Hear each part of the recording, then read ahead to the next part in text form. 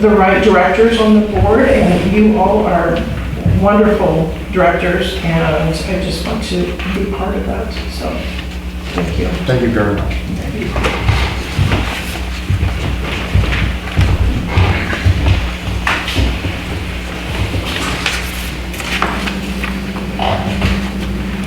Our next candidate is Mr. John Pickett.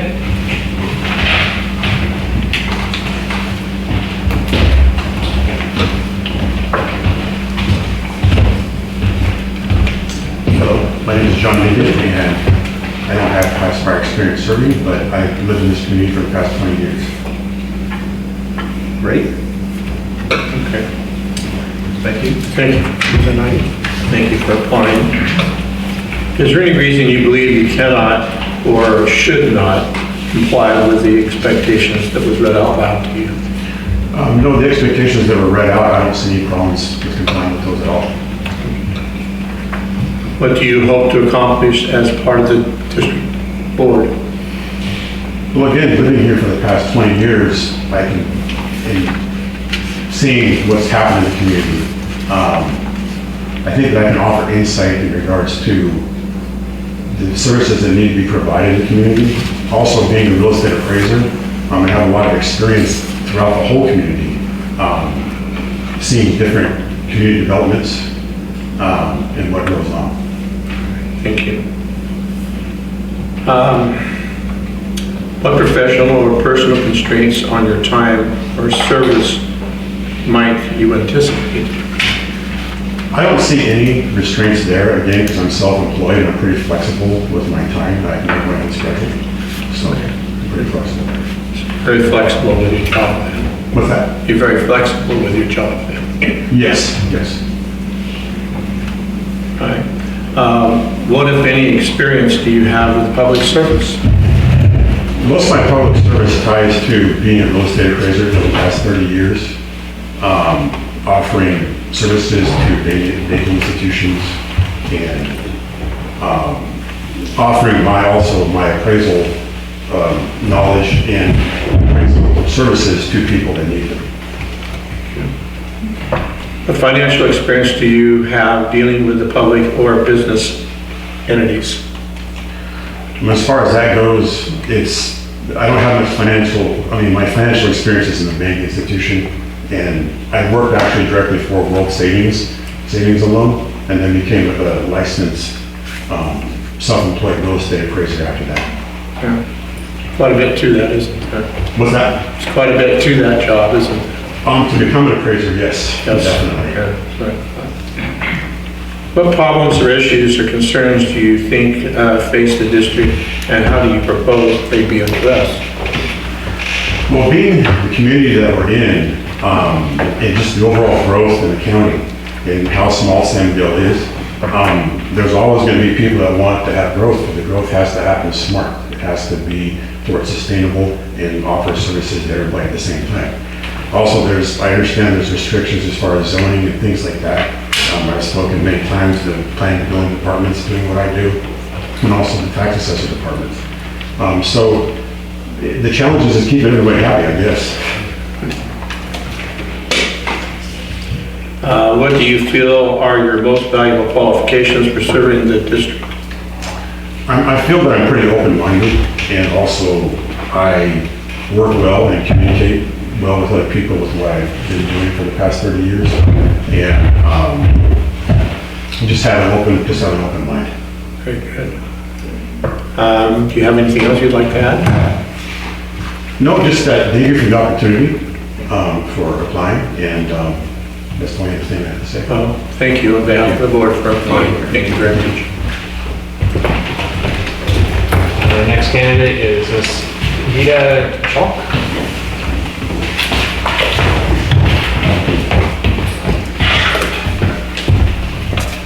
Hello, hi. My name is Vidya Shalk, and I'm ready for your questions. Lydia, I think I've seen you before. You've come to the meetings, right? That's what you have, yes. Okay. Okay, the first question, is there any reason you believe you cannot or should not comply with the expectations just read out loud? No. What do you hope to accomplish as part of the district board? So I really enjoy living here, first of all. So I work in San Luis Obispo. I'm a faculty at Cal Poly. So I work there part-time. I'm here. This is my home. I enjoy the small community. I can kind of come to San Miguel, look at the board. It says 2,336 people, and I go, this is us.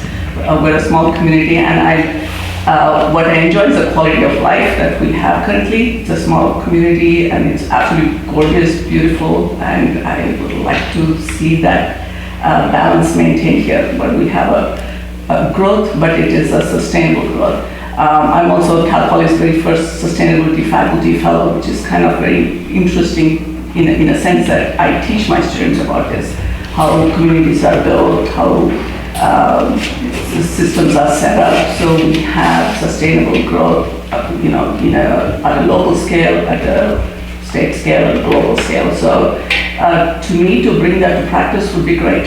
And I think this is a perfect, beautiful community to work with everybody here. Thank you. Third question, what professional or personal constraints on your time or service might you anticipate? Nothing that I see. The meetings are held at the time that I finish my work and I can come here. And I teach part-time, so which is kind of nice. I have a pretty flexible schedule, so I can organize my schedule based on any meetings that you have here for this board. Okay, I'm gonna add something to that same question. Are you aware that, Can you do that? I mean, we have the meetings and so on, but in order for you to be informed, you've got to spend a lot of time, 200, 300, 400 pages that need to be gone through for things on the agenda, and it's very time consuming. Before you answer anything related to that, or we should take that as an informational statement to all of the candidates? That's fine, that's fine. Because we're not supposed to have answered Okay, questions to all right, that list. I'm fully aware of that. I assume that would be the case because that's what most boards do, especially if you're running an organization like this. Yes, and I'm used to reading lots and lots of reports and grading students' papers too. Okay, what if any experience do you have with public service? I've served in lots of boards, a lot of non-profit organizations, from school PTAs to garden clubs to master gardeners, and currently I serve on the Rios Caledonia Friends of the Adobe's board, right across the mission. And I've been on board since 2020, and I also made it a website. So if you've seen the website for that, that's my work. I started it from scratch, and in the process I got to learn about the history of this whole area, especially what San Miguel, the people, and the history. And it's really I really deeply appreciated that opportunity, which really got me to know many families out here, Markham families, and how this place got to be set up and all the history behind it. Thank you. What financial experience do you have dealing with public or business entities? I have worked in the corporate world as Vice President of corporations.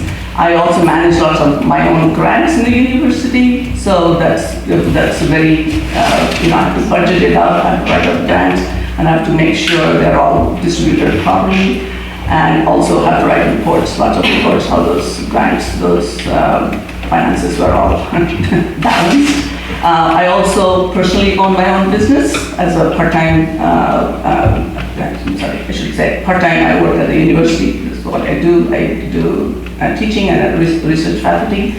I own my own winery and my vineyard right here in San Miguel. So as in the community, so I'm in the boots on the ground. I mean, I'm there pruning, taking care of the vineyard, managing the books, and we're a small family owned, so we don't have that many, resources. I really have to be extremely fiscally responsible, everything that I do. Okay, next question. What problems, issues, and concerns do you think face the district, and how do you propose they be addressed? I mean, I think the general listening feeling always is affordability. We hear that all the time, and it's very true in a small community like this. The cost of things matter, cost of water, sewage, all those things matter. So I think that's really important that and more important is we do long-term planning. I think how do we have that long-range planning? We should have that built in. How do we balance our budget? How do we make sure that, you cannot obviously please everybody, but we should work towards building a healthy, happy community and a resilient community. I think that's really important. So we're able to weather any storm, so to speak. And we have fiscally, financial security, as well as, a quality of life that we should all expect from living in San Miguel. Okay, the next question is, what do you feel are your most valuable qualifications for serving on the district board? So I work with students all across the board. So I have students from all over California, out of state, and it's a diverse population, as you all know, student population is pretty diverse. So I'm the faculty, so I work pretty closely with pretty much all demographics of all populations. And building bridges to me is really important. I think to see the common ground, to see where we all agree, and then have consensus, how we can talk to each other and figure out what works in the best interest of the community, what works in the best interest of everybody, not our own personal agendas. I think that's super important. Do you have anything else you'd like to add? Like I said, I really like living here, and my family likes living here. I have, my husband is right here, and he's also faculty at California. He work there, and he's also puts out time for the community here and the SMAC board. So we believe in giving back to the community. I have two sons. One is in the University of UC San Diego, and I have my older son is in the U.S. Navy. He's a submarine officer, and he's on a fast attack submarine based out of Groton, Connecticut. So we call this our home, and we really enjoy living here. So I would like to have that same quality of life that, I think all the San Miguelians who live in a beautiful place. I think we all should make our community a really nice place to be. Thank you. Thank you. Thank you very much. Well, thank you to all the candidates for the interest and information and answering the questions. I very much appreciate you coming in, taking the time with us, and having interest in being a part of the board of directors. Take public comment. Yes. Do you have any public comment on this item?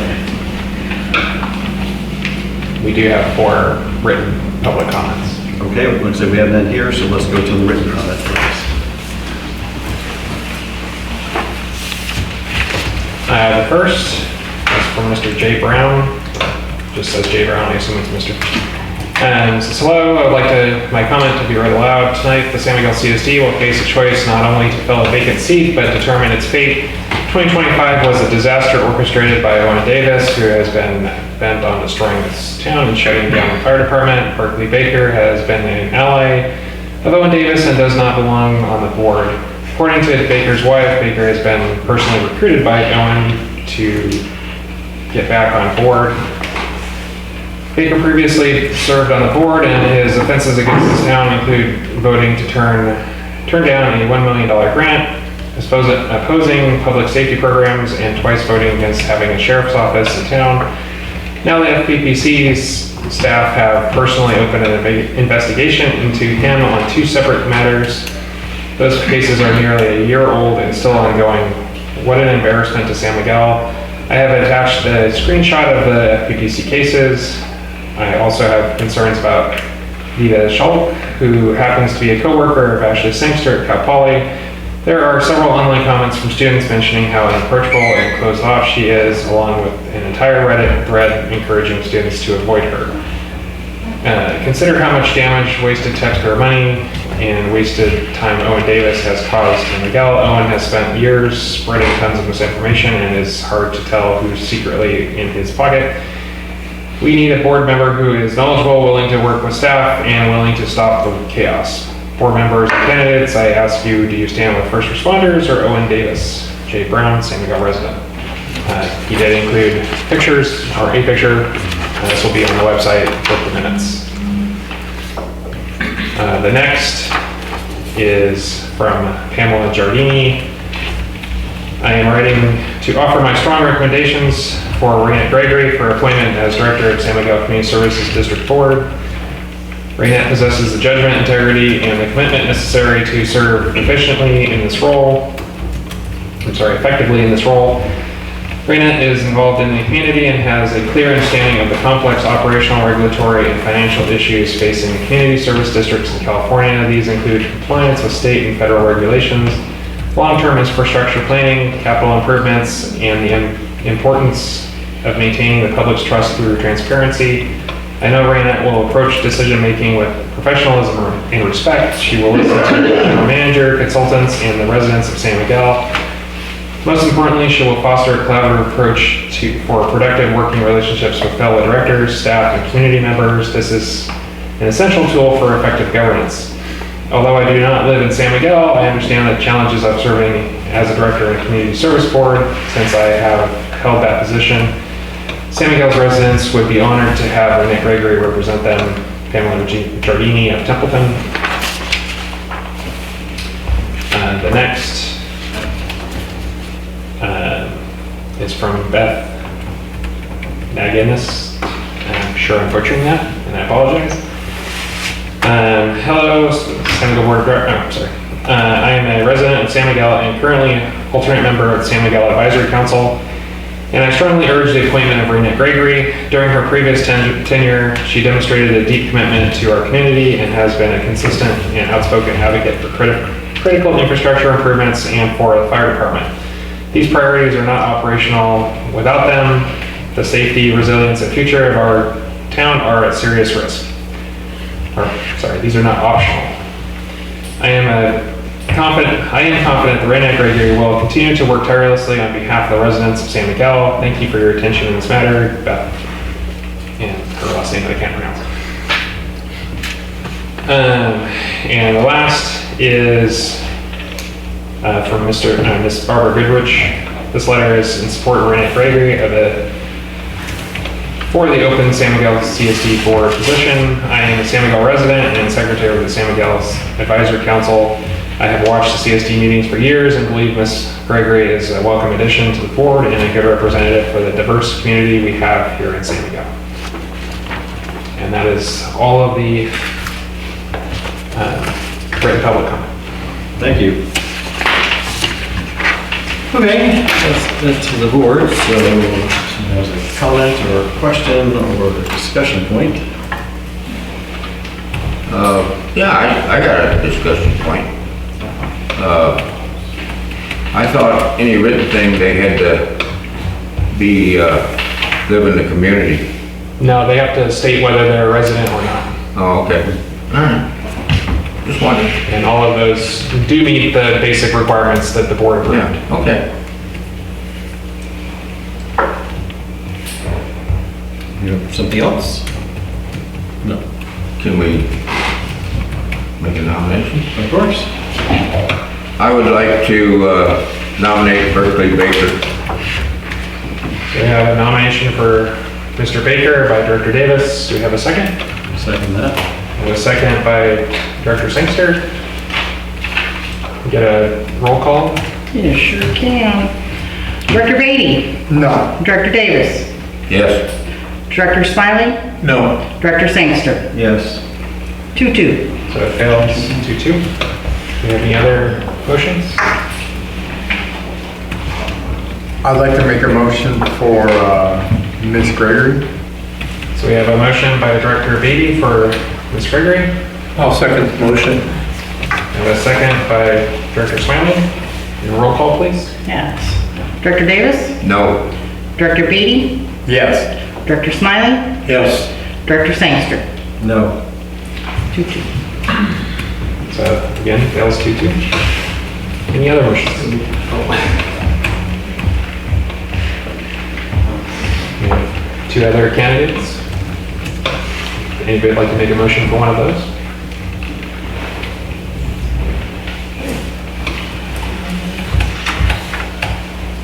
Coin toss? Make a motion to send it to the supervisor? Yeah, so we could send it to the Board of Supervisors, which is where it will go if you don't appoint within 60 days from the vacated seat anyway, or we can continue to the next. I would like to make a motion to move it to the Board of Supervisors for appointment.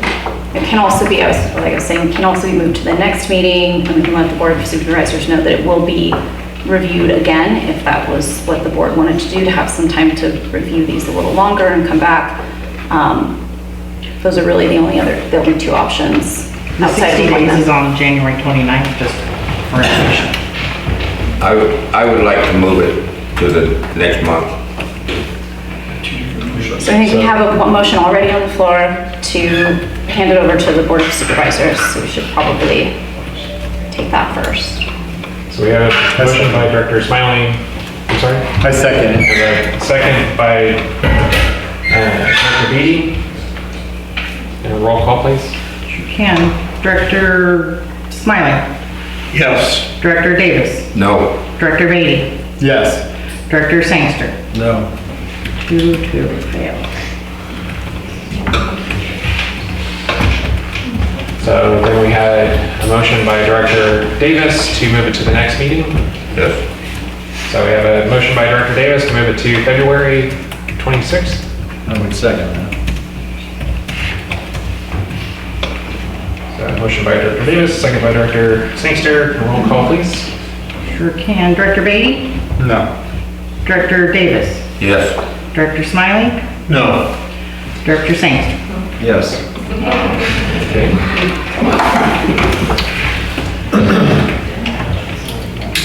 So we'll go to the county. Anyway, So I think that it's not necessarily in the interest of the county for appointing an individual for our board, since we have 4 community members here that would be the ones that would be working with that individual. I think bringing it back to next month's meeting and perhaps getting more information about the other candidates, since we can't seem to agree on the 2 that were nominated, is in the interest of the board. The county is not boots on the ground here. They don't know really what's in our best interest. They don't know the individuals who have expressed interest in the board. So I don't think that that's really the best direction for the community or the board. I have a comment. I think it's in the best interest of the community here to have somebody neutral make the appointment because of people having friendships with other people that have applied here tonight. So I think neutrality, let the county decide it, and then they can come back to their decision. so since we've had both of those as motions and they've both failed, you can always revive a motion. It hopes for a different vote, but I will add that to put something on the agenda, it does only take 2 board members. So technically, Directors Sangster and Davis requesting this item to be on the next agenda is sufficient for it to end up there. But if it's gone to the board before that, it wouldn't make any difference. Correct. So they would take the Board of Supervisors acting before the next February meeting if to appoint, once the 60 days lapsed on, did you say the 29th or the 26th? It's the 29th. January 29th. I don't know when the next board meeting is It's every Tuesday. following that, so like 4 months. Yeah. They do have a process, though, that I was reading about, that people have to send their information to the Board of Supervisors. Like their candidate stuff, they have their own process. that they do. So at this point, barring any other motions, we'll notify the county, and we'll also put this back on to the February 26th agenda. If something happens between now and then, I'll notify the board of any sort of county action that may take place, but we'll anticipate having the candidates back at the February 26th meeting, barring any other additional information from the county. Okay, so if it's going to go to the county, one, I think that it's only in their interest, the individuals who expressed interest in being on the board, what is the process? And what would they expect? How would they give their information to that board of supervisors to put their hat in the ring, I guess?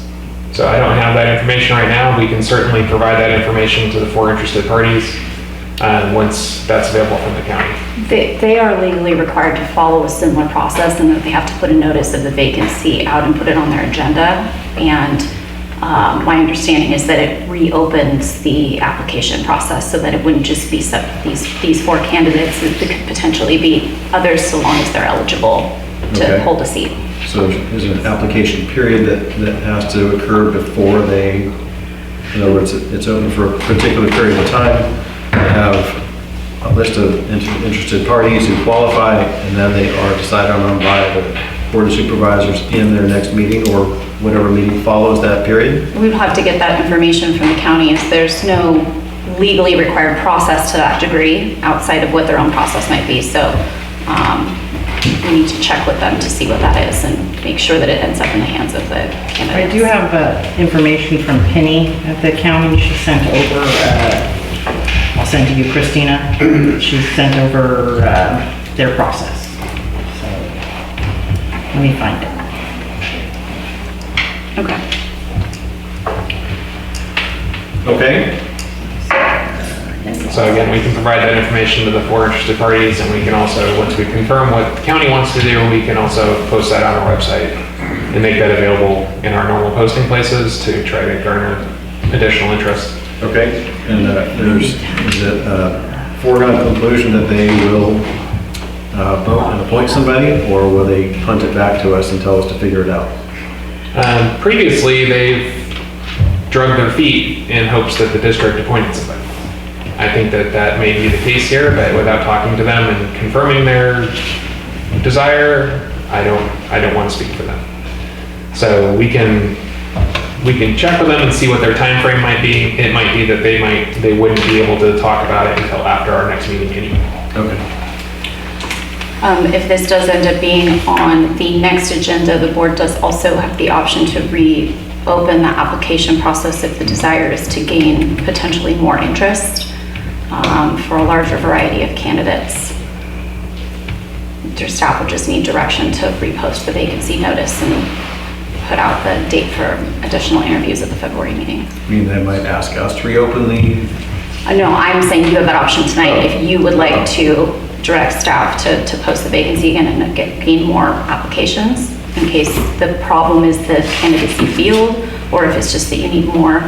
I don't know if the board needs more information from candidates. If that's the case, the direction needs to happen tonight as well, as there's not another meeting between now and February. So I think it would be good to clarify what the goal is for the February meeting. I just sent it to you, Christina. I think Like page maybe more information on the candidates that have expressed interest would be good from my perspective. I don't want to speak for everybody, but I mean, Page 8, Christina. Thank you. that would be my interest in pushing it to the next meeting. That's what I would do too. Do you have specific types of information that you would like to have them present, or? Part of the difficulty here is that we have regimented questions for everybody. They're all exactly the same, and we give them 2 minutes to present themselves as their interest and qualifications for the position. So I don't know, I think perhaps more background or more details about what not only interests them in this role, more details about what they would like to accomplish as a director, Page 21. and experience and qualifications, really. I think all of those things really matter in doing this position.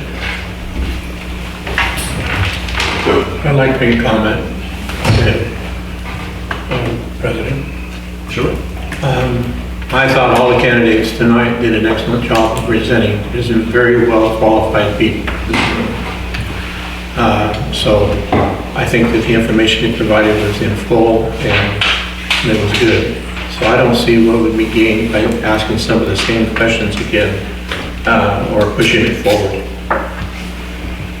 or tabling it, which has been kind of a custom of this board for the last year, is to shove it off to the next meeting, table it. And I don't want to see it tabled, pushed off. Do you have any other director comments?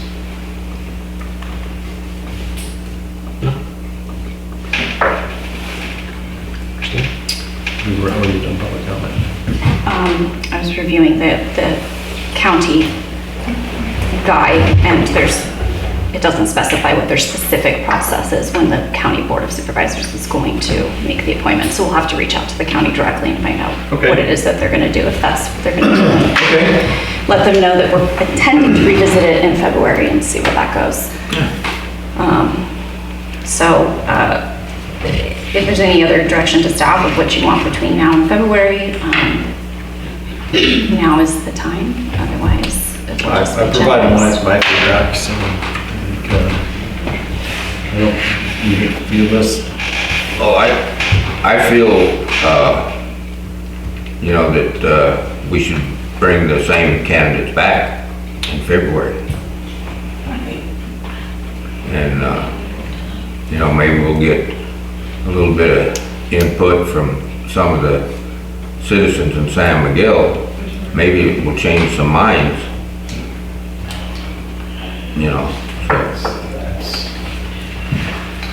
Okay, so at this point, we have a request from Director Sangster and Director Davis to have us on the February 26th meeting, and we will discuss with the candidates on returning on the 26th. We'll also work with the county on what their process would be and what they would like to see, and we can bring that back. Yes, and any information on the process for the county should be provided to the 4 individuals that gave their time to be here and expressed interest in the position. Okay. Okay. I got a comment.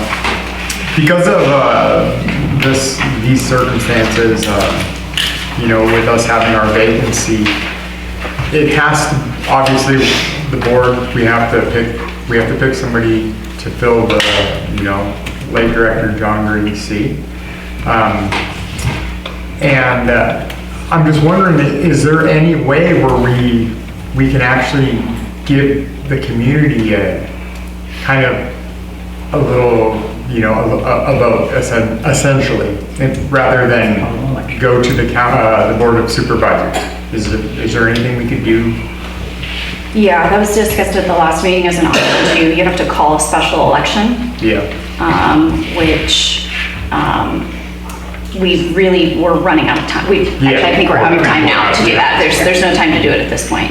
But that would have been an option had it been voted on at the last meeting.